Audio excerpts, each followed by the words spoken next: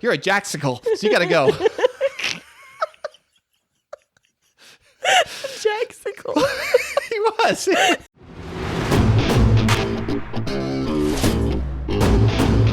And now, coming to you from the K2 Studios in San Diego, California, it's the world-famous Chris and Christine Show.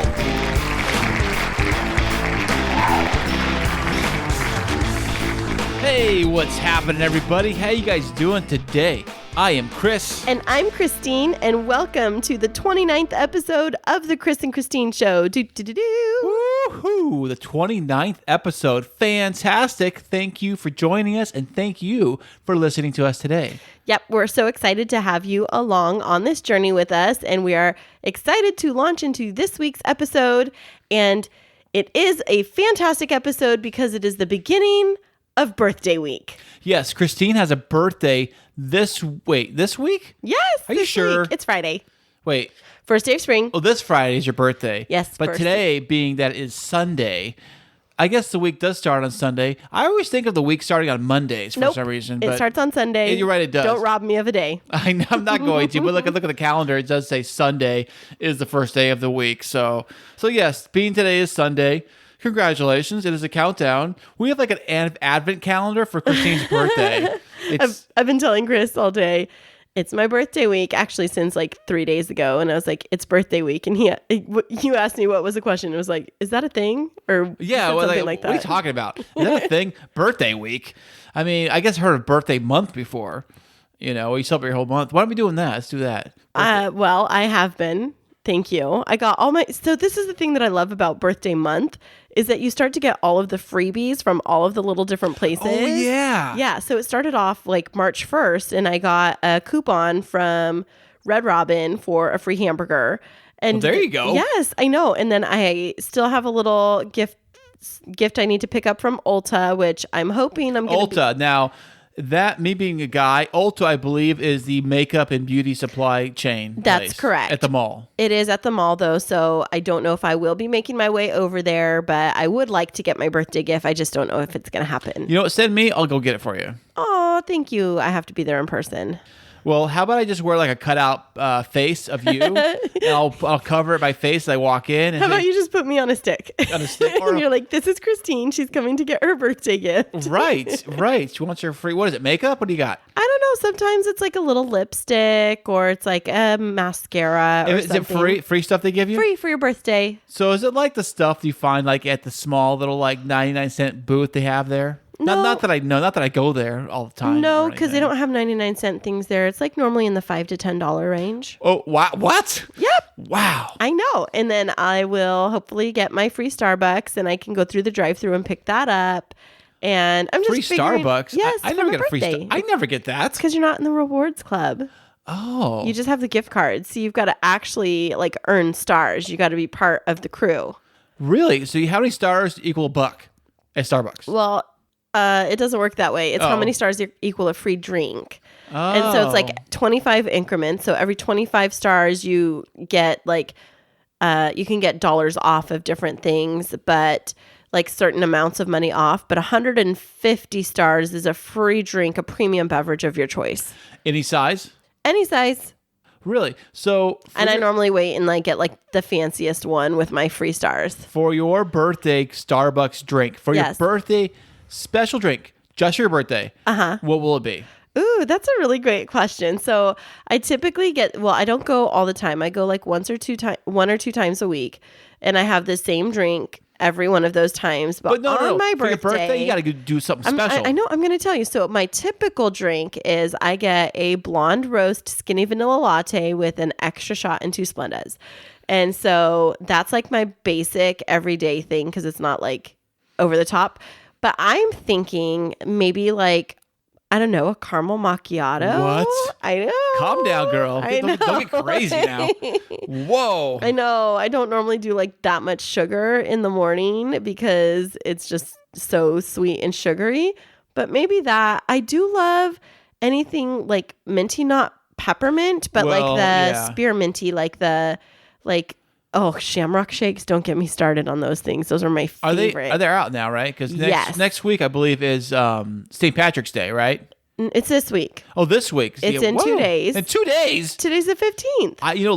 Luckily for me, I have my two green Shamrock St. Patrick's Day T-shirts that I wear every single St. Patrick's Day. Ah, that's wonderful. I just normally carry around like a little turtle with me because they're green. Oh, well, how about a T-shirt that's green with a green turtle on it? Well, I don't have one of those. Well, maybe we have to get you one. Well, I don't know. I think I will probably be wearing something different this year, but your mom did invite me over. She sent me a text message and said, FYI, you're welcome to come over. I'm making corned beef and cabbage on Tuesday, and you're welcome to come over. I didn't know that she did that. I've actually never had corned beef and cabbage. You know what I have, and I'm not a big fan of that. It's very salty, and it's just not really my thing. I like the corned beef tacos they do at Hooley's at the restaurant bar. It's an Irish pub bar. There's two of them in San Diego. Okay, so I'm so confused. Corned beef tacos? Yes. Is that like carne asada tacos? Pretty much. It's like mixing it's like the Irish food with Mexican food? Exactly. It's like they take corn tortillas, like a corn taco, and they put the corned beef in there with all the goodies. They put the sauce. The sauce they put on there is kind of like a hollandaise, kind of a drizzle sauce on top of it. It's really good. They're really good. It's just like my only way I'll eat corned beef. You got to sauce it up and put it in a taco, and I'm good to go. Oh, well, I am probably going to try some out.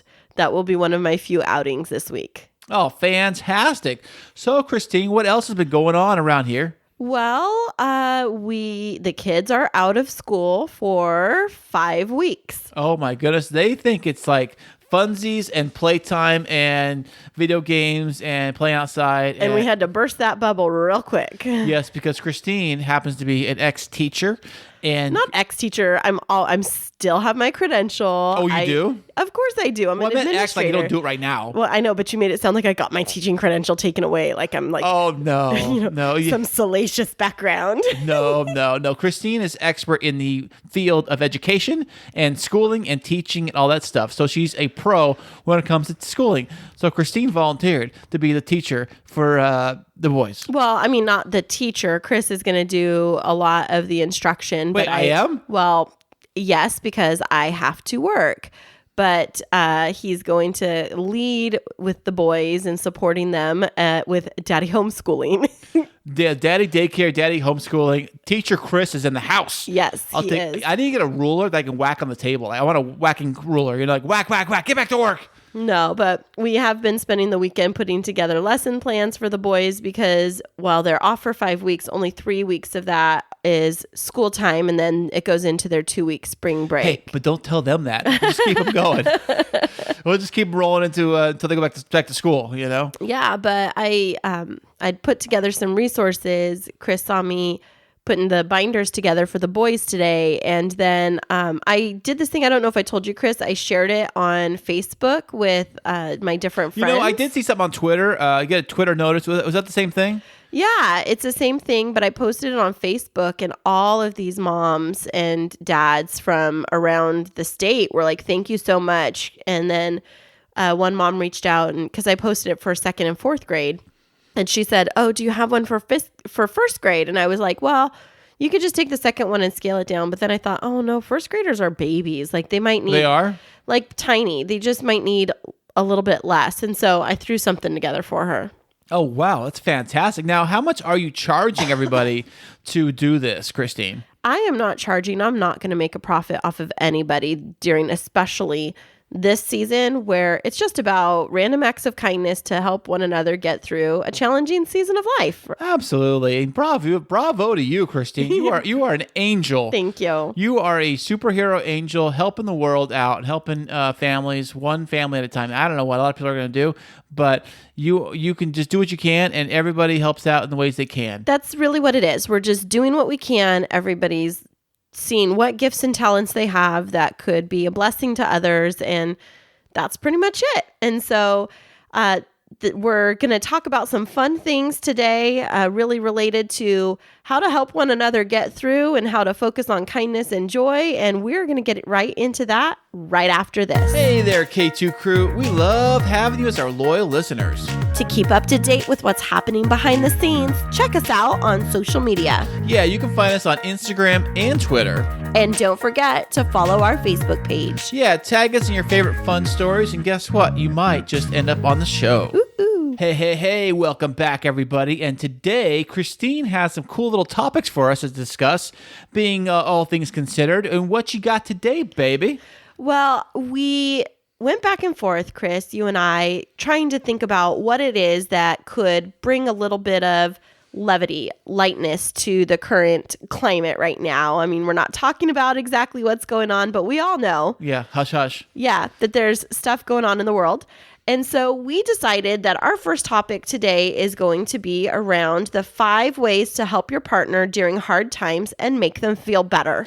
Oh, that's fantastic. Now, can I levelate on this? Could this be a little more than just a partner? Can it be like family expanded, like with kids and family and things like that? It Sure. doesn't have I to be mean, so I wrote these, I pulled these from Elite Daily, and it's really around your partner, but I think that they apply to really anybody in your life. And I would hope so. Yeah, and so just to kind of set a little context, I've had a couple of really low days over the last part of the week. Yeah, she has, everybody, really. And it's been a bit of a struggle, just all things considered. You know, lots of different things going on in the world.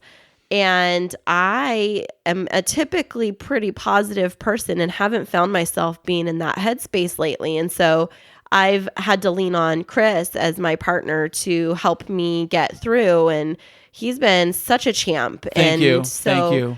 We thought that, you know, there might be other people out there that their partner or themselves might be facing, you know, just a little bit of situational, I don't want to say sadness, but just a little bit of, you know, maybe some cloudy skies have kind of covered your typically sunshiny path. And so we want to... And it's raining out here right now, and it's been raining last week, and it looks like it's going to rain all next week.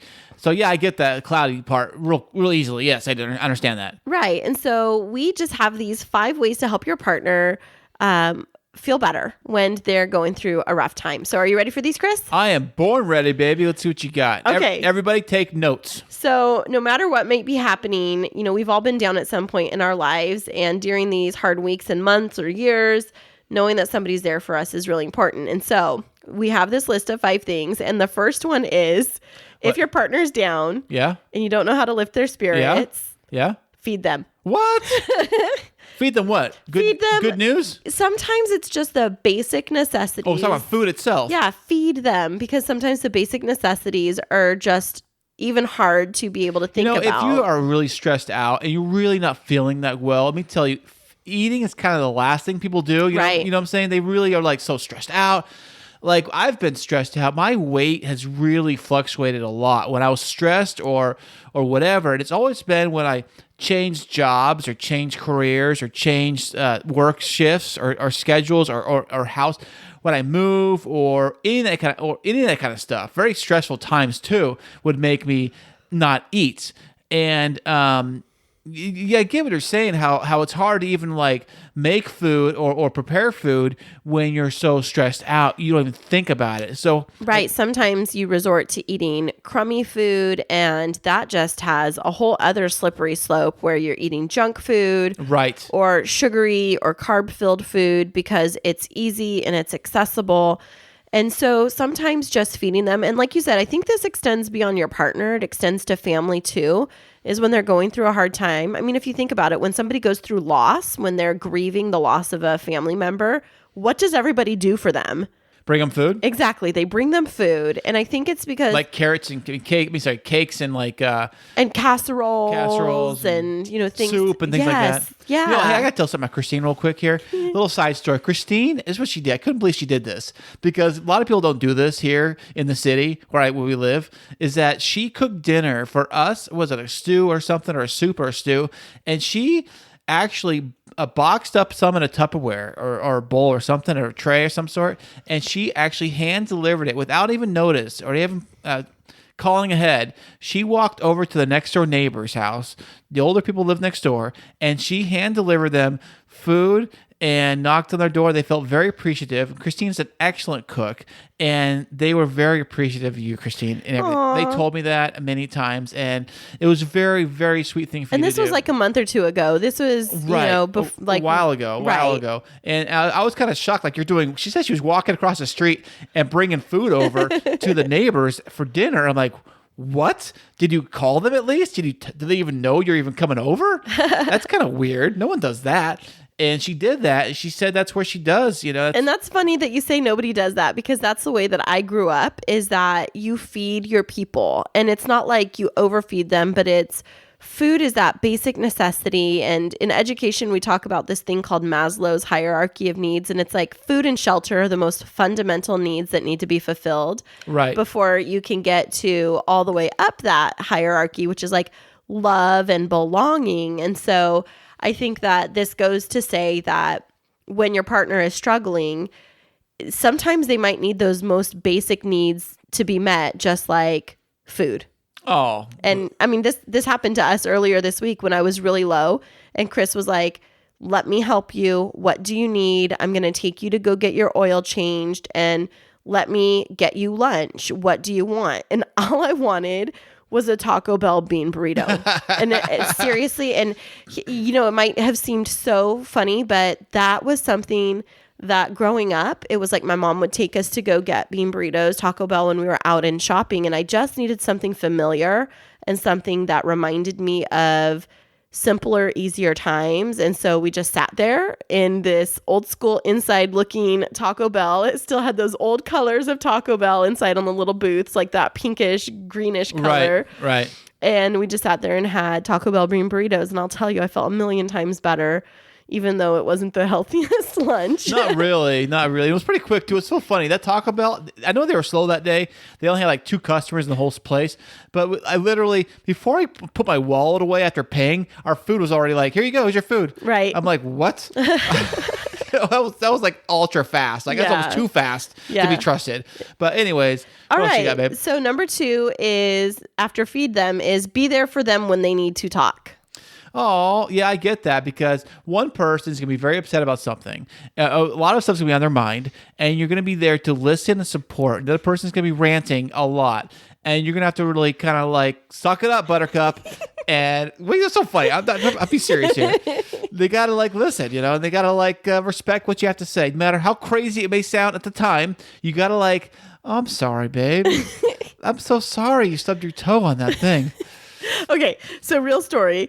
Last night, Chris and I were just winding down, and he was talking about podcasting stuff, and I was getting really agitated. And he was like, why are you getting so agitated? And I was like, I just want to talk about something other than podcasts. And it wasn't like he hadn't even talked about it all day long, but I just needed to talk. And he was like, what is going on? I mean, Chris, you said something like, Are you all right? You kind of sound crazy right now. Wait, I said you're crazy? You didn't say I was crazy. You were like, are you all right? Do you remember that? Yes, of course I remember that. I was like, babe, what's wrong? Are you okay? You're acting weird. Yeah, that's what you said. You're acting weird. And what it really came down to is I just needed to talk, and I didn't have the words to be able to say that I needed to talk, but thank you, Chris, for giving me the space and just being there when I needed to talk, even though it sounded weird and maybe like a little bit of nonsense at the time. No. Nonsense. What are you talking about? Sure. Yeah. But okay. thank you for that. Okay. No problem. Number 3 on the list, encourage them not to give up. Don't give up, babe. Never give up. Was it Rose and Jack on Titanic? I'll never let go. And then she lets go. Well, you're a Jacksicle, so you got to go. Jacksicle. He was.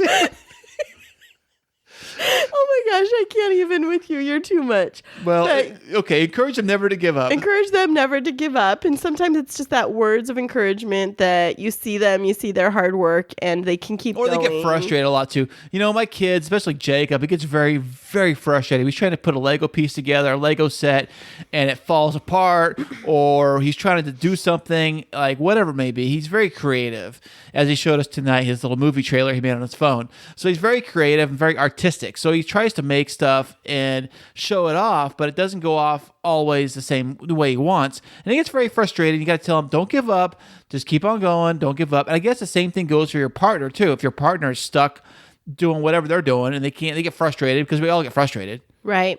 And so then number 4 is to help them come up with a game plan. And I think that goes along with the encouraging them not to give up. Is one of those ways that they get through it is when they have a plan, right? Right, of course. So like, I guess if you're encouraging them to not give up and you say, hey, maybe you could help them come up with an alternative solution to whatever problem persists in front of them. Yeah, because sometimes when you're faced with those really hard times, you feel like there's no way out. This is never going to end. And it feels like full of doom and gloom. And sometimes when you have that other perspective, it helps you to lift up and realize, wait, this is just a season and there really is another way to navigate through this. And it isn't as hopeless or as impending doom feeling as you think it is. And it's also good to have another set of eyes to kind of see things from a different angle, because when you see things, it's like if you're in the bottom of a pit and you fell down a trench and you're at the bottom, all you're seeing is just dirt and mud and the walls. But the person at the top of the trench might be like, hey, I think if you just reach over and grab that little branch right there, you might be able to climb out. Right. And the person's like down there doesn't see it at the bottom of the well, you know, or whatever it may be. So another set of eyes to help you get through whatever it may be could help and probably will help. Oh my gosh, you totally made me think of this. It's like one of my favorite videos, and it's by this author. Her name is Brené Brown, and she has this video on YouTube, and it's about empathy. And she literally has that visual, Chris, where it's like this little animal has fallen into a pit and feels like they can't get out. Oh, really? And this other creature comes down and is like, I'm going to get down here with you and let's figure this out together. And if we can't, then I'm going to sit here with you until you feel like you're strong enough to get out of the pit. And so like that concept that you just said is part of like this, one of the most viewed videos on YouTube. And I had not seen that at all, by the way, everybody. I just made that up just now. But that's perfect. I mean, it goes along with this empathy video by Brené Brown. And so if you're struggling, or if you have a friend or colleague that's struggling, watch the video and it'll help you. And also to the friend out there who wants to give out advice, you should not really kind of sugarcoat it. You should really kind of tell them, well, this is what we have to do. Because some people do is they'll like, oh, I'm so sorry. I get that, right? But you got to come with a realistic plan how to get them out of what the situation is. It may be difficult. You got to suck it up, you know, and you have to do some hard things, and they're going to be there to support you, but you have to be ready and willing to take on the hard work if that's what it takes. Right. As long as you're willing to take the advice, then sometimes you do have to just face it. You can do hard things, friends. And be honest. You got to be honest with the people. You know, be honest whatever your situation is, because if they're there to help you, they're going to need to know how to help and what to do to help you. Because if you say, "Oh, I'm fine," but you're really not fine, then nobody's going to be able to help you at all. Right. And I will say that that's one of the things in our relationship that we continue to work on is Chris is always very, very honest with me, especially in situations when things look really tough. He's going to tell me, yeah, this is a really tough situation and you're going to have to get through it. And there's times where I just don't want to hear that it's a hard situation. Wait, are you talking about my situation? No, my situation. Like you're like, Christine, this really sucks. And you can do this, this, this, and this. And sometimes it's really hard to hear that, but that's exactly what I'm saying. But having that person in your life that's going to always be honest with you, then you know that no matter what they say to you, that it's always coming from a place of honesty. And so honesty and trust. Yep. Those are big things. Absolutely. And then number 5 on our list, the fifth way to help your partner during hard times and make them feel better is to make more time for them. Now, what do they mean by that exactly? Well, I think that it's being able to step aside from the hustle and bustle of life and to be able to slow down. And I know that that's not always possible for everybody, but there's those times when you need to not rush through or rush somebody through their emotions, and you just need to like slow down and sit with them in that space. And maybe they do need somebody to just hug them while they cry, or somebody to just sit there and validate that, yeah, this is a really tough situation and I'm just going to sit here with you and let you feel it. I'm not going to fix it. Or maybe it's just that person needs a little bit of time to sit alone together and have quality time with you. I mean, Yeah, it could be like also you could feel like you're going through something stressful, and you kind of want to share it with the other person, but you feel like the other person doesn't have time to even hear you. So you kind of I don't feel up to myself right now. You want to share that with the other person, but you try to call the other person. They're like, dude, it ain't the right time right now. I'm so busy. I got this and this and that to do. I got to go, And before you can even say anything, they're gone. Right. What they're trying to say is probably if you're the person who's always busy and someone does call with kind of a situation, and you can kind of tell if there's something serious that's pending on their mind, you probably should take a moment to really hear them out and try to help them if you can, Right. or at least hear them, Right. And so even if this is your partner, then sometimes it means setting up structures, code words, or things like that help the other person know that you need them right then. Like for Chris and I, we talk and I'll say, hey, I really need to talk with you right now. Do you have a minute? And I say that? Or I say that to you. I always think sometimes. we talk. Yeah. Like on the phone, because Yeah. I get texting thumb. You know what that is? It's where you text all kinds of random crap and you're just like trying to text and you're like, oh, this isn't coming out right. I just call her. If it's easier, I can just call her, because if I call her, I can just talk and just spit it all out. Yeah, but if I get a text from Chris that says, can we talk? Whatever I'm doing, I step away because I know that it's something that he needs to talk with me about that's on his mind. It doesn't always mean that it's negative, but it's me making time for him. You'd be like, hey, honey, where'd I put my sweater at? No, it's not normally like that, but just that fifth way to show up for your partner when they're going through hard things is to make more time for them. And that's our list that we have. Yes, it is. And we got one more thing for you guys. You know we do. Coming to you right after this. Hey guys, what's up? It's the J-Boy Show. I'm Ezekiel. And I'm Jacob. And I'm Mason.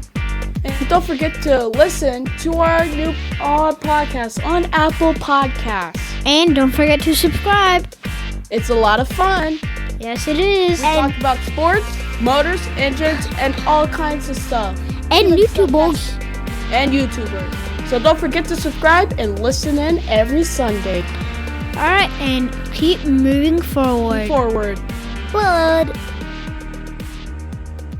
And welcome back, everybody. We have a second set of hot topics for you tonight.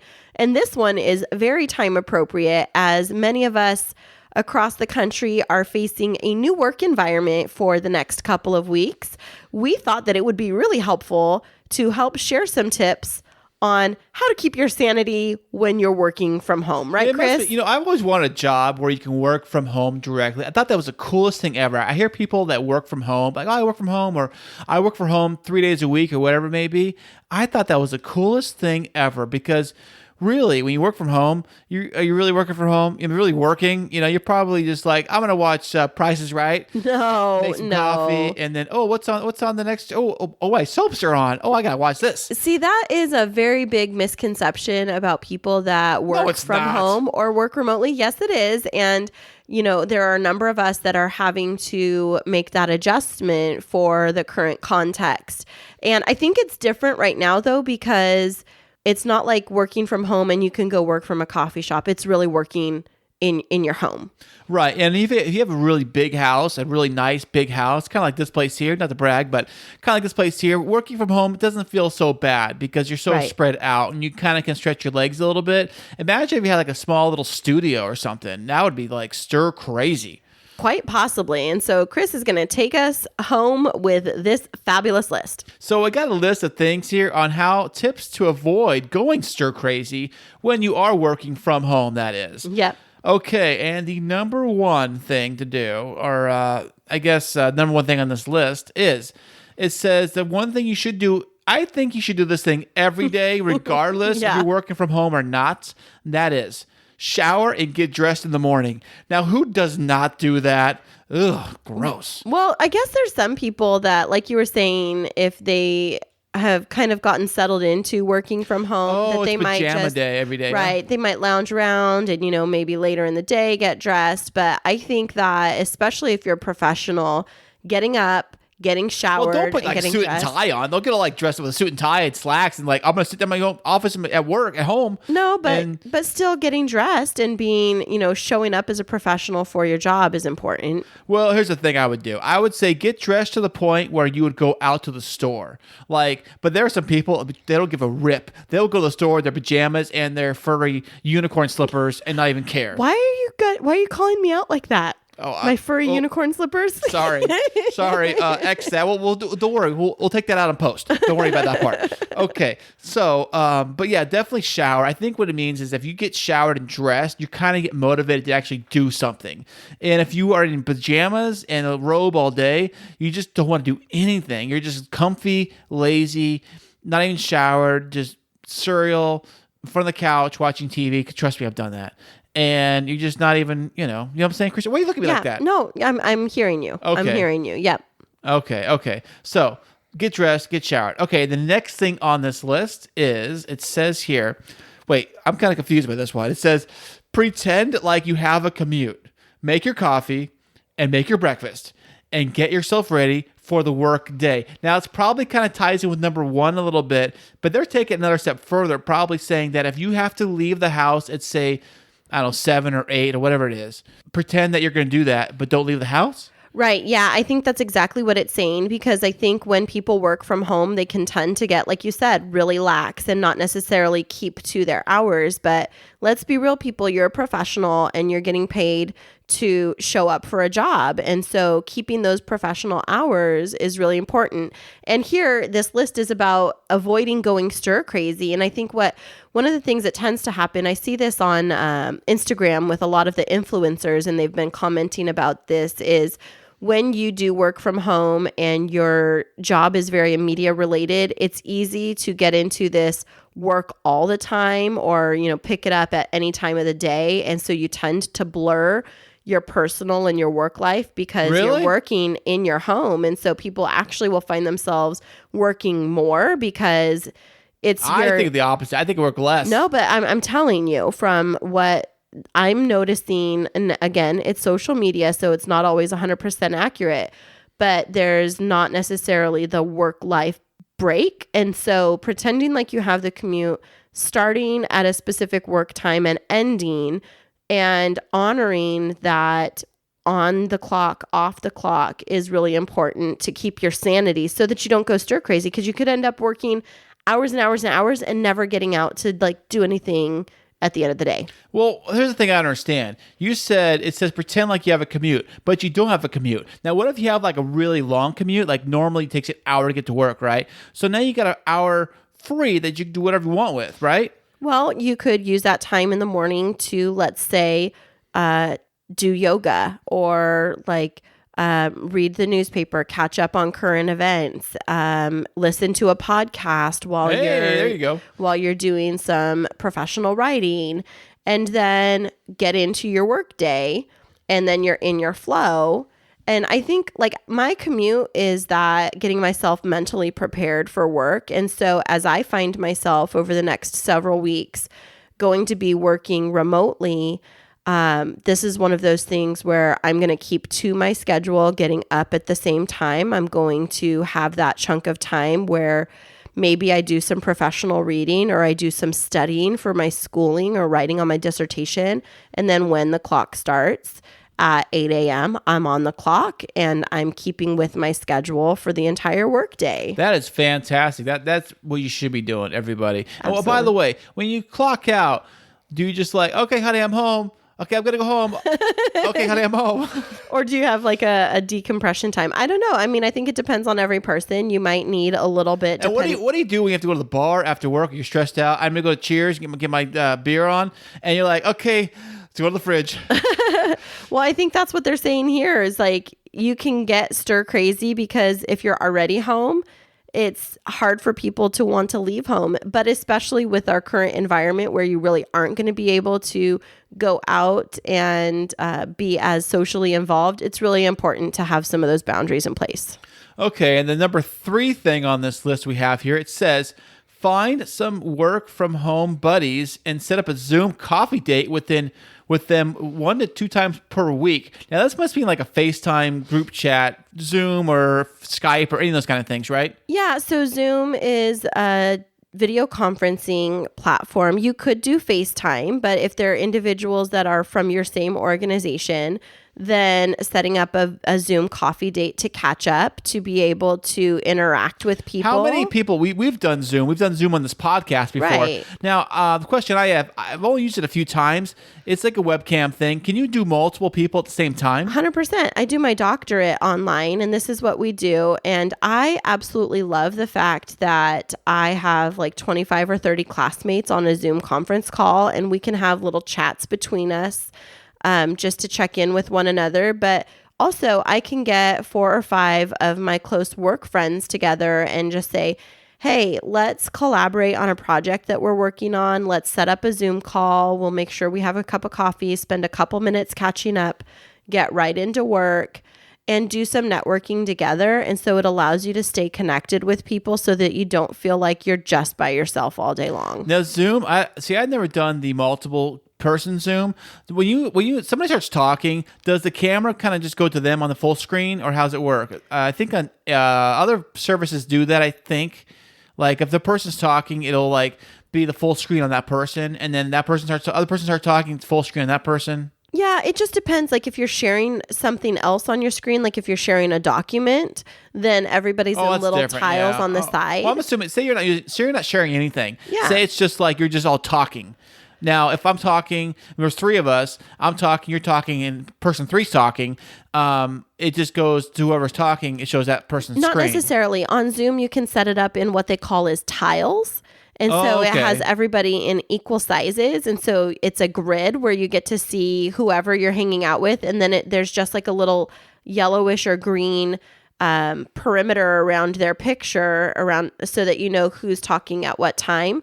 But yeah, it's just a fun opportunity to be able to get everybody together. We call them in school the Brady Bunch tiles because it's kind of like, it looks like Brady Bunch. Totally. Yeah. I was thinking that, or maybe like Hollywood Squares. Yeah, Or exactly. Jeopardy or that kind of stuff. Okay, and the next one we got here, it says, number 4, establish multiple locations in your home where you can do work. Now, if you have a very small place, like a studio apartment, there's not a lot of places you can do work. And it depends what your job is, but what do they really mean by that, Christine? I think that it's about, because this list is about not going stir crazy. And I think if you just have one place where you're working, then it can feel really monotonous. And so like for me, if I was only going to be working from the desk in the spare bedroom and looking out at that same window. And you got a view of the ocean. I mean, who can complain about that? You know, I mean, you got a desk facing the ocean. Granted, there's a few miles in between, but but if that was the only place that I was working, and you know, we have a desk out on the landing, so if the house was quiet, I could move positions and go out there. If it happened to be a little bit of a sunnier day, then I could set up out on the back patio to do a little bit of work for a few minutes to get some fresh air.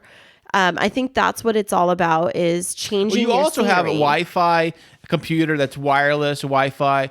High tech people. She has a wireless computer. Can you believe that? You're so funny. It doesn't even need to be plugged in to operate. Crazy times. You're such a nut. Like my old school dinosaur thing here. It's got cranked up and plugged in. But if you have if you have like a desktop computer like I've got, you have to be stationed in one spot. And especially if it's your desk, Right. and everything's in one spot, you're kind of there. So I think maybe if you have other things you can do, maybe you got a portable device, an iPad, a phone or something, and you could read an email on that sitting in your comfy chair somewhere else, maybe, you know? Quite possibly, yeah. While drinking coffee, you know, possibly. Not saying that's what we do every morning, but that's what we do every morning. Pretty much. Okay, so that's so funny. I see what the next one is on the list. Oh, okay. Number 5. Now, this one's very important. It's something that I do religiously, so I guess I'm breaking the rules here. But it says here, number 5, never do work on the toilet. Listen, I do multiple works on the toilet. You know, Hey, that's TMI. TMI. you know, I'm constantly doing work on the toilet. You No, know? but I think on this article, what it was talking it's talking about actually homework, work, not something else. It's I'm talking sorry. about like don't be responding to work emails while you're, you know, taking care of personal business. And I think that that's all about, again, giving yourself a mental break, because it goes back to that blurring of the work home. Oh, you gotta say, hey, boss, I'm taking 5 to use the bathroom. Okay. Right. You know? Like when you're at work, you step away from your desk and you go and you use the restroom. Yeah, you don't bring your laptop in the toilet with you. Exactly. Or do you? I don't know. No. And so like nobody's going to expect you to be taking your phone to the restroom and responding to emails. So you've got to make sure to have those sacred times where you're able to step away, take care of business, go back to work. But just make sure that it's not too frequent. Because again, we're going back to the making sure that you're being a professional and preserving your work hours. But this is all about, in this specific season of life, not going stir crazy when you're working from home. Exactly. And by the way, I do believe this list does pertain to those who have a computer office type of a job, because some certain jobs you can't do from home. Right. Like my job. Right. So you kind of have to, this is, I think most people have office type jobs, and they do have laptop type jobs and email type. I call them email office jobs, where you're answering emails and you're in the office. So. Right.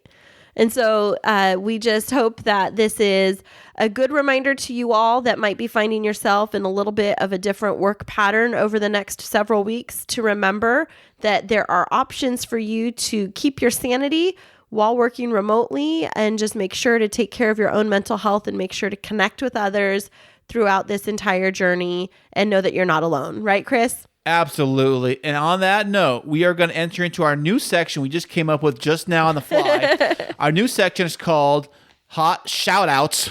Shout out Central, right? Yeah, that's a good one. We'll call that one too. Shout Out Central. Now, our first shout out goes to, I'm sorry, Christine's taking it? Oh, yes. she's giving the lead? Okay, Christine, go right ahead. So we have a new country that came online, and it is a new listener from a little town called Muncie, Austria. Fun fact about this town, Chris. You ready for it? Yeah, what you got? So the church, the Cloister Church that is in Muncie, Austria, was the scene from the movie The Sound of Music. No way. Which just happens to be my absolute favorite movie of all time. What? And I saw this and I about died. Wow, that is crazy. Yes. So that person who's listening in Muncie, Austria. Muncie, Austria, we want you to take a picture of that church, a selfie in front of it, and send it our way email. You got our email. It's on the details page of this podcast. Yep, Chris and Christine podcast@gmail.com. That is it. Yep. Well, that's fantastic. Yep. And then we had a new listener from Cloquet, Minnesota also. Cloquet, what's happening? Hey, Cloquet. Hey, well, thank you for listening to us. We really appreciate you. Yeah, who else did we have listening this week, Chris? Well, actually, we have a special shout out to a VIP listener by the name of Joan, who is a flight attendant, and she's a loyal listener. Ooh, we love Joan, and I love that she leaves little Instagram comments on our K2 Show San Diego Instagram page and on our profile, just to let us know what she loves about the podcast. Thank you, Joan, for listening to us. And by the way, tell your friends too. I'm sure they can listen too. So, and the next city we got here is a shout out. We got San Luis Obispo, California. Thank you for listening. Thank you so much. We really appreciate you. San Luis Obispo, also referred to as SLO. It is? Why? Yep. SLO, San Luis Obispo, slow. Oh, I didn't even think about that. Yeah, that's how they call it. Really? I had no idea. No idea. Okay, and the next one on our list of shout-out cities we got is Atwater, Ohio. Woo! You are Atwater. No. Thank you for listening. Thank you so much for listening. We really appreciate you for listening. Tell your friends and tell your neighbors. Listen to our show, our podcast. Mm-hmm. We really appreciate you and every single listener out there. We appreciate all of you. And on that note, we will be back for more fun coming to you next week, and we will see you guys then. Have a fantastic week and be safe and love each other. And you know the rest. We'll see you guys later. Remember this week that life is too short to wake up in the morning with regret. So love the people who treat you right, forget about the ones who don't, and believe that everything happens for a reason. If you get a chance, take it. If it changes your life, let it. Nobody said that it would be easy. They just promised it would be worth it. Thanks so much for joining us. I'm Chris. And I'm Christine, and until next week, keep moving forward.